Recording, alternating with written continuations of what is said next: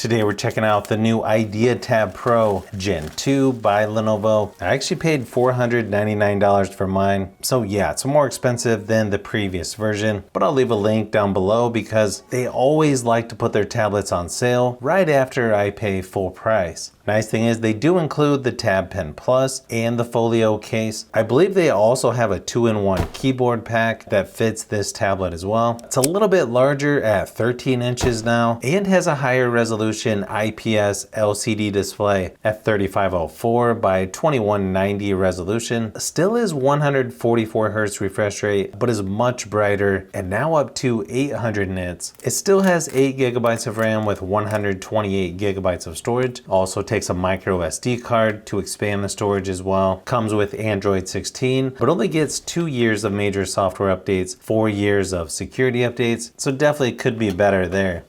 Okay, this is weird. They've got a spot for the charging brick. Apparently they do not include that though. Actually a really nice folio cover. I like the color also. You won't see dust as much on this one.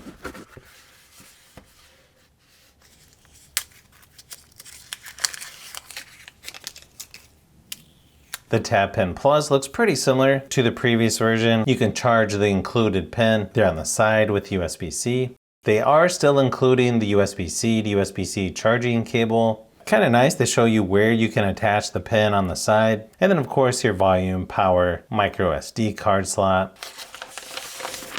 Okay, I like what they're doing with the camera set up there in the back. Makes it look a little better, I think.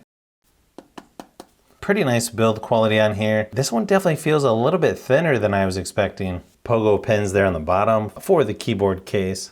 Kind of nice they went with silver. I feel like you can keep it looking cleaner a little bit longer than some of the dark colors. It now has Wi-Fi 7 and Bluetooth 6. Kind of surprising this one doesn't have a fingerprint scanner. You do have Face Unlock though, of course along with password.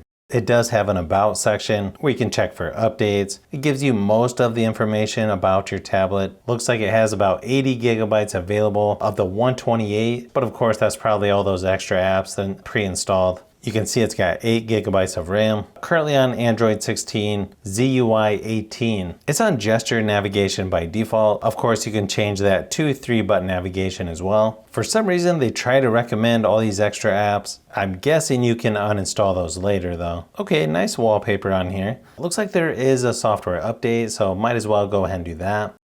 Overall, pretty nice quality for the case. Looks like it has auto sleep and wake function as well. It's got a pretty strong magnet that snaps the pen onto the side of the tablet. You still have to charge it through the USB-C port, but probably a little easier to keep track of if it connects to the tablet that way. You have the Google Entertainment space left of the home screen. Notifications over on the left, shortcuts over on the right. Looks like they might have changed the name PC mode to now just desk mode. Still pretty similar to the classic Samsung DeX, just nice if you want to be a little more productive and make it look more like a laptop or a PC. You can see they put a lot of games on here, like I mentioned earlier, and a few other apps as well. Of course, you can uninstall those if you want to. Of course, you have the taskbar down at the bottom, which makes it easy to switch back and forth between apps, or if you want to drag up into split screen or floating windows.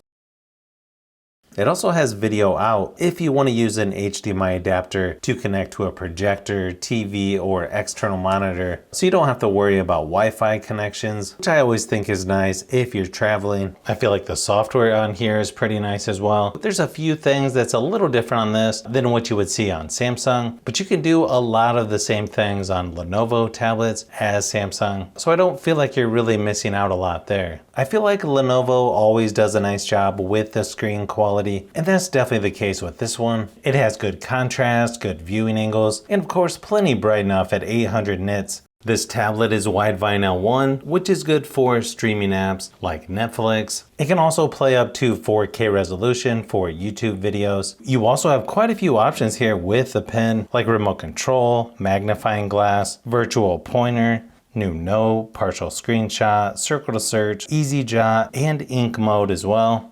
The pen seems to have good pressure sensitivity, feels sort of like an Apple Pencil with the hard tip, definitely feels like nice quality. It's just nice to have pen support on here if you want to draw, take notes, or just move around the software.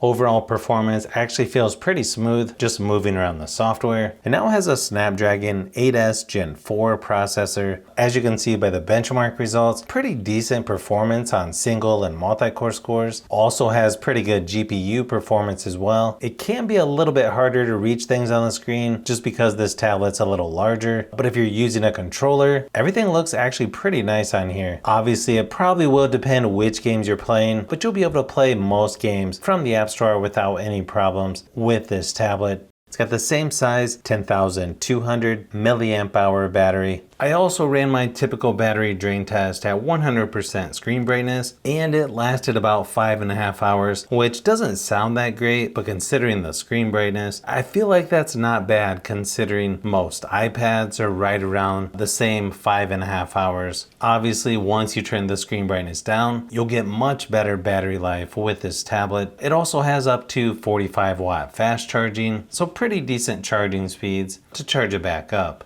It's got a quad speaker setup by JBL with Dolby Atmos. Not a huge surprise, but the speakers on here sound really nice and they're nice and loud. Definitely some of the better sounding speakers that I've heard on a tablet recently. But I've known you too long, it hurts to watch your blue eyes fade to gray. But I've known you too long, it hurts to watch your blue eyes fade to gray. As you fade away.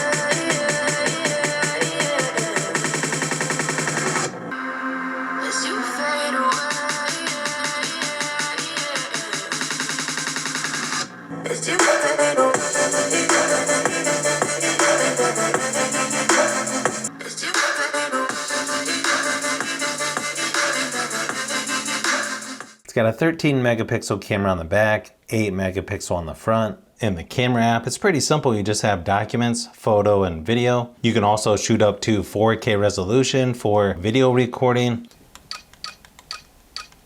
Here's a few quick samples just to give you an idea of what to expect on the new Idea Tab Pro Gen 2.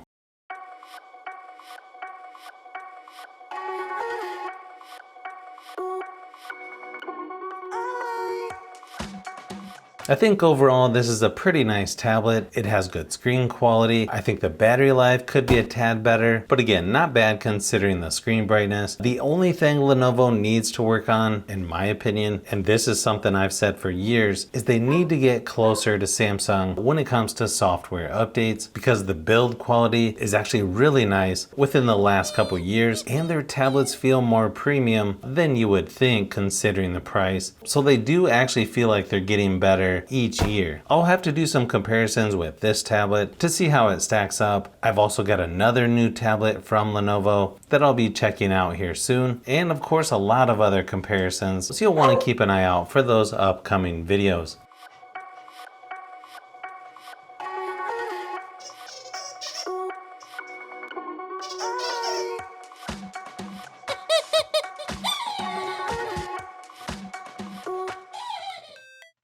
So if you've made it this far into the video, you may want to say thanks by subscribing, and don't forget to give a thumbs up if this video was helpful. This is Brian from Fishbee Productions. Thanks for watching, and I'll see you on the next one.